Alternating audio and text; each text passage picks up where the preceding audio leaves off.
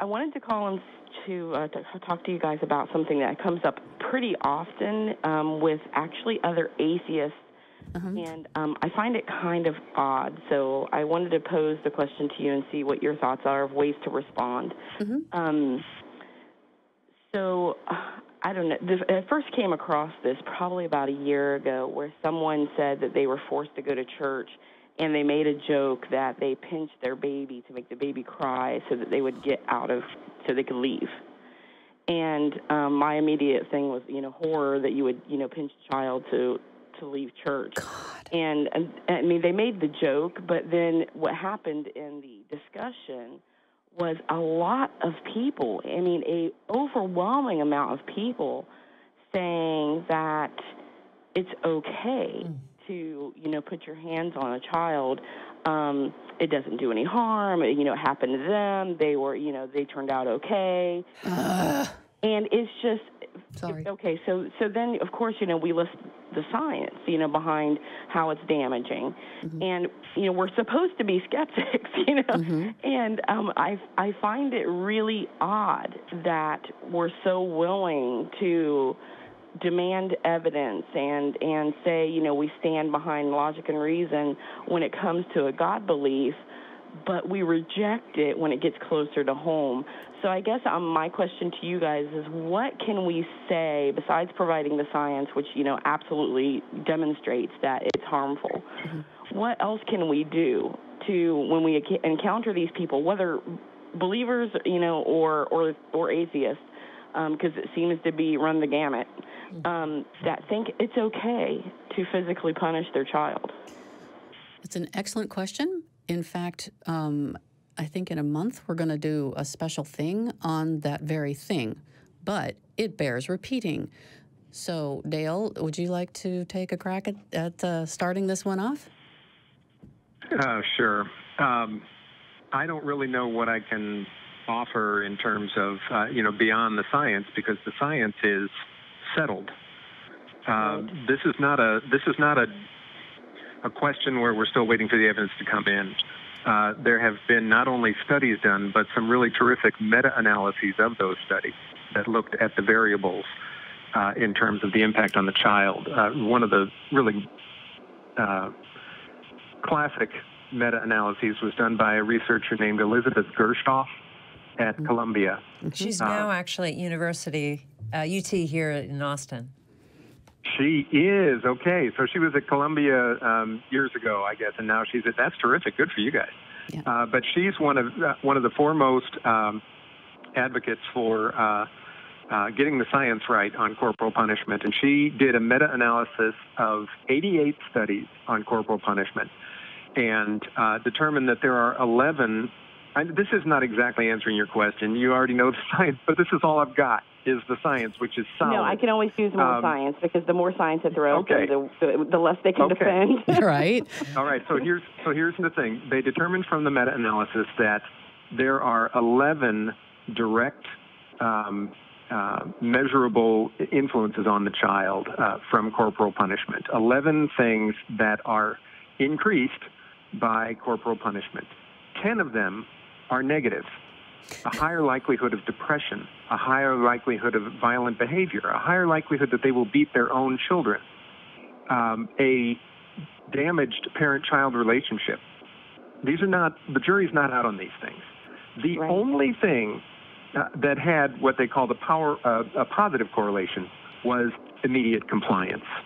So whatever it is you're whacking the child about, they will stop doing or start doing or whatever it is you're trying to do. And in the process, you're going to get these 10 negative lifelong consequences. So, I mean, really, I think it could be that we have to spell it out more specifically, more that when we say in general that the science is settled, maybe that doesn't reach people. But when you start to say words like a lifelong, a higher lifelong tendency toward depression and anxiety, that might start to get people's attention. I don't know, but it's the sort of thing that other countries, a lot of Scandinavian countries now, there is a national level prohibition on corporal punishment, an increasing number of states, which is really encouraging. I believe, I'm in Georgia, and I believe, if I'm not mistaken, it is still technically permissible to have corporal punishment in the schools. It is true, actually, across most of the Bible Belt states. Yeah, and she would know. As long as you can sign up, quote unquote, to allow it. Good Lord. Yeah, Right. or Yeah. It's an exceptional thing where you sign up to say, I don't Where you want my opt child. out, right? Yeah. Right. So really, that's the best I have to offer. The science is overwhelming. and if I could just add one more study, which might have more of impact on the people you're speaking with, Janet. And then me too. There's one study fairly recent that in particular shows that children who were, and I don't like to use the word spank because it just sounds so innocuous, but children who were physically punished, when they grow up, it has been shown there's a strong correlation between physical punishment and serious sexual problems. Somehow, when people hear that, that's when they really want to take a double take. So that's one particular study that's worth remembering.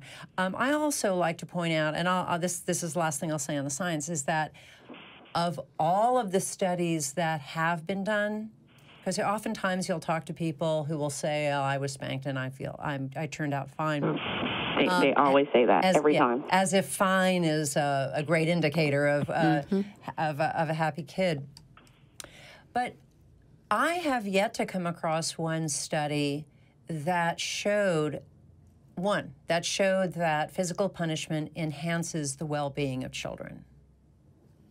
We can say that maybe it corrects behavior quickly due to fear, of course, but most right, and that's what I usually say. It's like you're governing by fear. I was like, is that really what you want to teach your child? That scaring someone into doing what you want them to do is the way to go. Yeah. So and also that they're indoctrinated into believing that this is just because that happened to them and they think that they had a fairly happy childhood, that makes it okay. That they were indoctrinated into this belief that physically punishing a child is okay.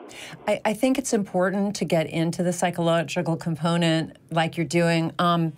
And that's where I was going to go next, that whether someone was physically punished due to some kind of religious doctrine in their community or whether it was a secular household, whatever it was, it is very difficult for people who were raised by people that they loved or love, and then to have to say that their loved ones made mistakes.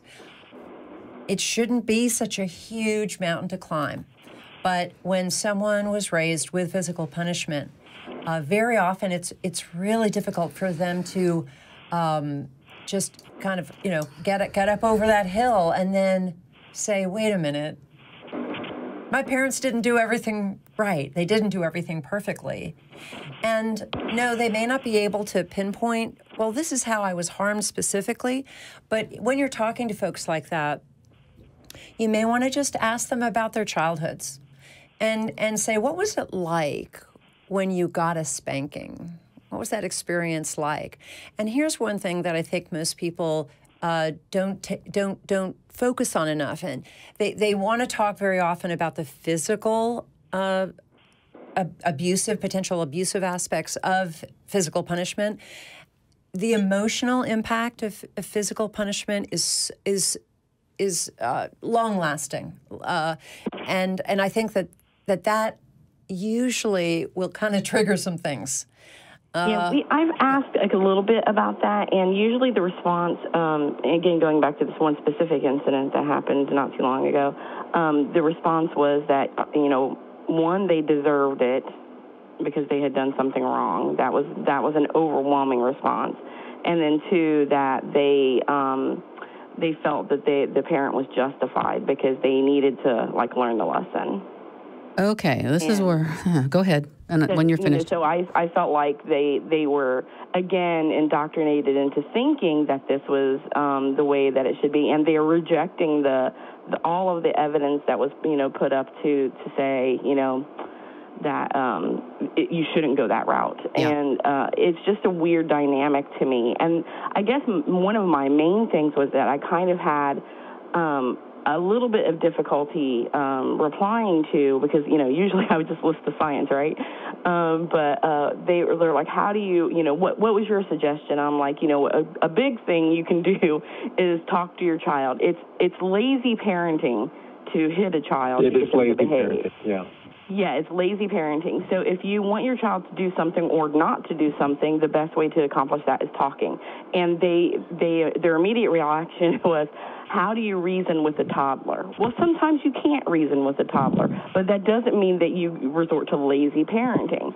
So I guess, what is your recommendation then for, especially like terrible 2s and 3s, when they're maybe a little bit less open to listening to mom and dad when they're in the midst of something? What do you advise as a way to control the situation? And I know that's going to be varied by child, by the way, but just in general. Right. I want to zip up what we just were talking about first and then address that one. And that is when people say, well, I turned out fine. If they are a person of reason, the first thing I point out is that, would you accept anecdotal data for anything else? Good point. You probably wouldn't, right? And no. Yeah. And you might get compliance right away, but is it worth the risk of the other 10 things? Right. And like I really you need said, to find that study, so I'll look it up after. Right. It's excellent. It's one of the things we were going to do. But is talking to your child, and again, we'll get to how you speak appropriately to various ages. And what Janet said, I want to dovetail on that. When the person was young and they were punished physically, how did that feel? Wouldn't you have rather, in that instance, your parent had taken you aside, no matter the age, and explain in terms that you can understand that this was not a good thing and why? I mean, at the very, very least, a small child will say, you can say to them, I am trying to keep you safe, and the safe thing is for you to do X. And if you do it again, you could get hurt and so on.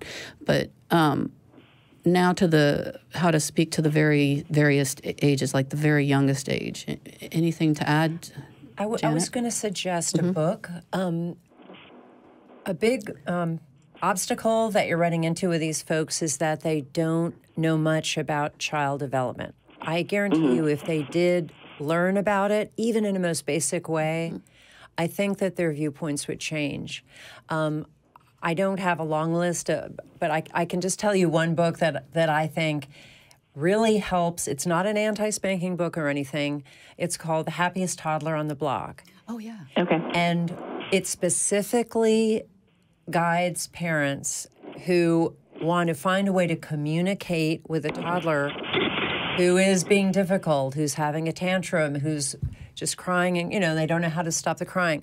The other thing I would say is I would love for our culture to move away from this idea that parenting requires of children that they become compliant and obedient. Right. If our culture, and I know that this is a getting to a larger point than what you called about, but if folks could appreciate that parenting really is about raising children so that they are fulfilled and content individuals and have positive feelings about themselves and the world around them, and how to negotiate with our world, including learning how to be respectful towards others and all those important things we want them to learn, as opposed to I'm here, I'm responsible for this other person to act a certain way. Right. So you'll know. We expect sometimes for a toddler to be able to control their emotions as if they were an adult. Yeah. And even adults don't do such a good job sometimes. Right. Yeah. But, yeah, you're exactly right. We put so much expectations on them to do this. And child development experts now are all talking about getting away from this idea of punishment as a way to teach children. So not just physical punishment, but punishment. To not include punishment at all in the raising of children. Yeah, and one of the elements of that is often left out of the discussion is parental disapproval is a very powerful thing especially for the youngest children. And if you have been following attachment parenting from the beginning, if you have been properly attached to your child emotionally, and they've got that strong relationship with the parent, then parental approval and disapproval is every bit as strong, every bit as powerful to the child as physical punishment. So don't underestimate that as a tool as well. It is to an animal even. I was going to add just one last thing, if I may. It has been shown that the most effective way to teach children respectful behavior, I try to get away from the word good and bad and that kind of thing, but respectful behavior is through role modeling. And if you could try to talk to these folks about the importance of role modeling, it kind of puts the focus more on the adult and less on the kid who has to be kind of perfect. So when children observe their parents emulating the kind of behavior we want them to do, have, it's very effective. Right. I mean, I think that there's a lot to be said for that, because one of the reasons why I feel that way is my children are very, very understanding, and I would say they're advocates for LGBTQ. And it started when they were toddlers, because they would ask questions and I would answer them with age-appropriate answers. And they were raised with this, understanding that, everyone is, just trying to do their best, and that we're all equal, and that, we have to support and protect people when they're, the subject of bigotry. And they're huge advocates. I couldn't be more proud of them for the work that they do, because they volunteer and they speak out constantly. And for, they're kind of introverts, my children, so when they do those kinds of things, it makes me very proud. But, I think that there's something to be said for raising your child with that kind of, the ability to speak to your child in again, in an age-appropriate way. You don't ever, put off topics. No topic should be off the table. Mm-hmm. If they ask you questions about sex, if they ask you questions about, homosexual people, if they ask you questions about whatever, if they're asking the question, there's a curiosity that needs to be satisfied. And I wish more parents wouldn't be like, oh, I'll talk to you about that when you're older. That kind of thing needs to disappear, in my opinion. Anyway. If they're old enough to ask the question, they're old enough for the answer, period. Right. And you just answer the question. Don't go beyond too much, because it's up to them to figure it out, the next question. So yeah, I mean, I definitely didn't, wasn't a perfect parent or anything, but I had some ways that weren't exactly conventional, and my friends were just aghast, because I would answer the questions, and I just wish more parents would be open to. It's kind of interesting what Janet was saying about the way that it's going towards away from punishment. Yeah, away from punishment and more towards just being it's almost like positive reinforcement, but not. And I hate positive reinforcement, quote unquote, because people think that that's only rewarding good behavior and ignoring the bad. And so I think that people have a negative attachment to those words. But it's kind of like that. And I would love to see a shift towards making it more natural for people to do those things. I just feel sometimes that we have a long road to climb, a long hill to climb. I think that what Dale was saying about as an example, showing disapproval has a big effect. I could go into this for years right now, so I'm really going to try to keep it brief. But I think that many parents underestimate the power of just engagement with their child. We as parents very often find it very difficult to express our true feelings to our kids about how things affect us. For example, you talked about, what happens when a child asks a question, say it's about sex or something like that. Well, I can tell you that I was not prepared for those questions, and I was uncomfortable. I was not raised in a household where we discussed any of that.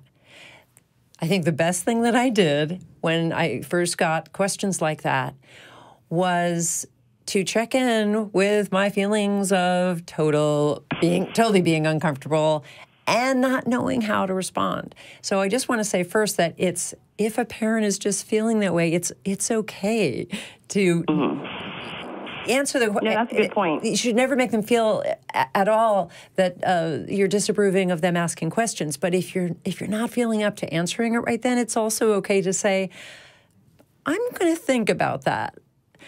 I need a little bit of time to make sure I just give you a good answer. And so can I get back to you on that? I don't think there's anything wrong with that. I don't think there's anything wrong with that. Yeah, it's even okay to say, this kind of stuff was not something I talked about as a child. No one talked to me about it. I wasn't even allowed to ask it. So I'm, kind of uncomfortable about it. Those kinds of things, when we show a little bit of reality about what we're going through emotionally, has a huge impact on kids. And they're just, I feel it taps into their innate need, or I should say, expression of empathy. And being respectful of others. So that's a good question, and I need to think about it because I want to give you the best answer I can. And then when you have your fluster level down, go back and say, I had to really think about it and so forth. It's not easy. This parenting thing, I don't know where the easy part comes in except to love them, There's a lot to it. Right? There's a lot to it. I think because many of us were, I don't want to speak just for myself, of course, but I think that in this country especially, where we have lost the expanded family, the extended family, and kids are raised in this country very differently than they are in other countries. You take the corporal punishment thing. It's just simply not the go-to in most other parts of the world. So we have, our history we have a lot of catching up to do. Yeah, our history is much more from an authoritarian model, and we just, like you're saying, we do have to try to get away from that and keep working at it. That kind of comes full circle around to the colonial beginnings where we came from Puritans, where you were told regularly that you were bad and wrong and your only salvation was to blah, blah, blah. And the God that we worship is a mean dude who expects perfection. Yeah. And so we've come a long way, baby, as they say. Do we have just one more minute just for me to say one last thing? Sure. Okay. One of the things I kind of stress to parents, especially new parents, is that you want to make sure that the message that you're sending to the child was received as intended. Because sometimes you say things knowing full well what you mean, but that's not what they hear, and that's not what the message that they get is not what what was intended. And so I usually give them one of my former bosses. I call it a Roseism because his name was Jim Rose, who told his story about how his sons were bouncing the ball in the house and knocked over something very expensive of their mother's. And he's like, what was the rule? Rule is bouncing in the house. So go upstairs, get your piggy banks, and we're going to count out the money to replace this. So they did. They came downstairs. They turned over the money to replace it. And he's like, now, what did we learn? The kids replied, not don't bounce the ball in the house or, listen to your parents. Don't save your money. So So it's very important that they're getting the lesson that you want to get. So I thought he was very smart to ask them, what did we learn, or what did you get from that? And so that's my take-home message to parents is, please make sure the lesson that you're trying to impart is what they're receiving. Right. So Thank you for that. Excellent story. Time very much. Right on. Thank you, Janet, for calling. As always, such a pleasure to talk to you.